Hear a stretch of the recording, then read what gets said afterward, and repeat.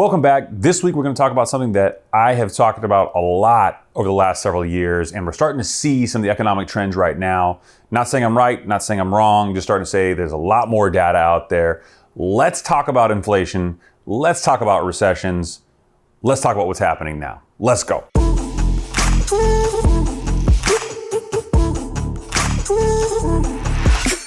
So an influencer who I don't necessarily hate, but I don't necessarily like, was asked recently how, if somebody was starting out in the real estate game, they should get the funds to buy a property. And his response was, you should definitely go to a hard money, private money lender. And then the follow-up question was, well, what if you don't have the 20% to put down because a hard money lender will only give you 80%? And he said, you should go to friends and family. I ultimately grabbed my phone, put it down on the couch and said, that son of a bitch. That's such terrible advice. Such terrible, terrible, terrible advice. And I'll tell you, I don't blame the influencer. I don't blame the dude who was saying that, because I'll tell you, if you were looking at the economy through his perspective, he's been in real estate for less than 14 years, certainly hasn't lived through the Great Recession, has seen a wonderful come up in the last 6 or 7 years. In his mind, all these naysayers about recessions and inflation, all these people who talk real estate always goes up. I mean, look at last year. Last year, Moody's, CoStar, Reese, all these people were talking about how, even CoreLogic was saying in the next year, 3 to 5% on average increases in real estate. And what happens during the pandemic? When no one can go out and look at properties, when no one can go out and see properties, some areas in California saw 25, 27% increases in value. It has been otherwise a stable increase for the last 13 or 14 years. I don't blame people for thinking that it's always going to continue to climb, but that's not how it works. Recessionary economies from trough to trough are typically 7 to 10 years, and we are in the longest prosperous economy of all time. You've probably all heard me say this before in one variant or another, so I'm not going to hit it home too hard, but what I am going to say is look at what you're starting to see in the economy. Rob Kiyosaki, the author of Rich Dad, Poor Dad, has now come out and said the greatest real estate depression in modern history is coming our way. It's like a tidal wave. There are people that are saying that cryptocurrency is undermining the dollar. I don't really care about all that. I don't really care about what somebody on CNN or somebody on CNBC is saying about the economy and scare, because we can all scream recession. What I do want to focus on are some things that we are seeing that are tangible and real that frankly scare me. Rental rates have started to skyrocket up to the limit that people can get. In states like California, where there's statewide rent control, there's city rent control, people are bumping up against the limits just to try to gross up rents. And units that are vacant right now, the new tenants are getting charged thousands of dollars more in some cases because they can actually get that. The landlords can actually get that because everybody else is increasing rent at such a rapid rate.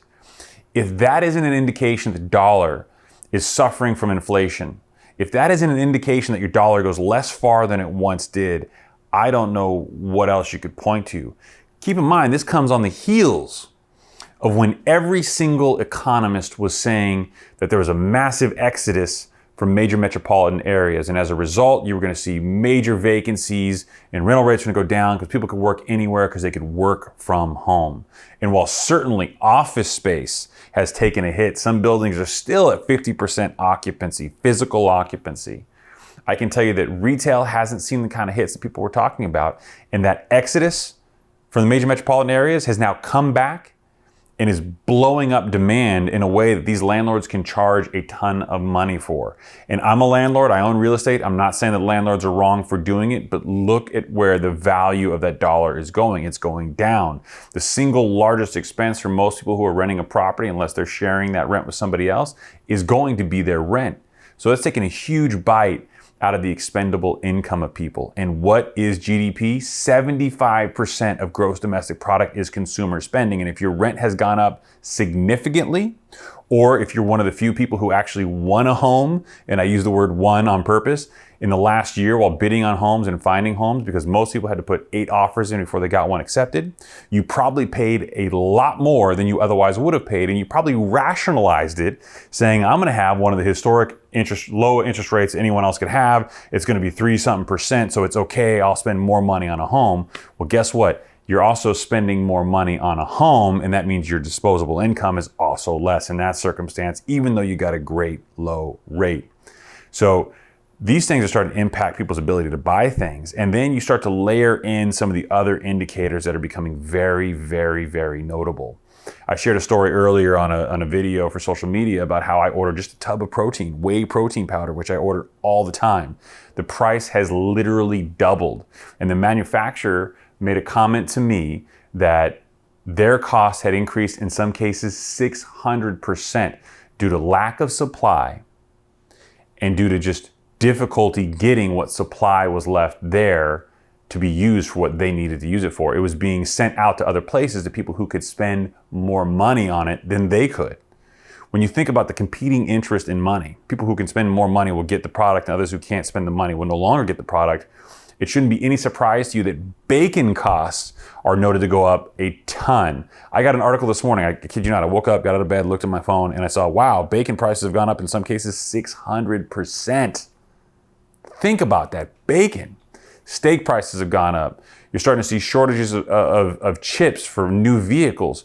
In some instances now, and there's a list out there, you can Google it, used vehicles are worth more than new vehicles because you actually have a vehicle to sell. Mercedes-Benz talked about how they weren't going to make the G-Wagon in a bigger engine this year, so all the big engine G-Wagons that are used, their prices are way up. And people can demand a premium on them because they're just not going to be available new next year. These are all signs of inflation. These are all signs of a challenged economy. I'm not telling you that next year is going to be a recession, but what I am telling you is the Fed has already kind of foreshadowed a 0.75 point interest rate increase over time. And I fully expect that to be 25 basis points one quarter, 25 basis points the next quarter, and maybe you wait another one before the last one, but it'll be essentially 3 or 4 rolling quarters of interest rate increases. And when that happens, even though you'll still have relatively low interest rates in the 4% range, or maybe just over 4%, you're going to see a cooling of refinance activity. You're going to see a cooling of purchase activity. Not a dead stop, a cooling. And then guess what? Things start cooling off in general more and more in other areas, and it becomes a slow, steady burn of a changing landscape. And if you're that kid who listened to that influencer and you went and got a property from a private money lender, your home value may go down in that time. If you borrowed from friends and family and your home value goes down and now you can't sell that property for a profit and now you have to take an economic loss, your friends and family take an economic loss. Don't be an idiot. Don't listen to influencers who risked it all and got lucky in one of the best whirlwind real estate economies in history. The tide is changing. The evidence is out there. I'm not saying it's doom and gloom tomorrow, but I'm saying plan on things going the other way that all these people trying to sell you courses are telling you it's going to go. Thank you so much for tuning in. Hit the like button, subscribe, tell your friends, share it. We're trying to help people. If this video is of any value to you, share it with somebody you know, maybe it'll be of value to them.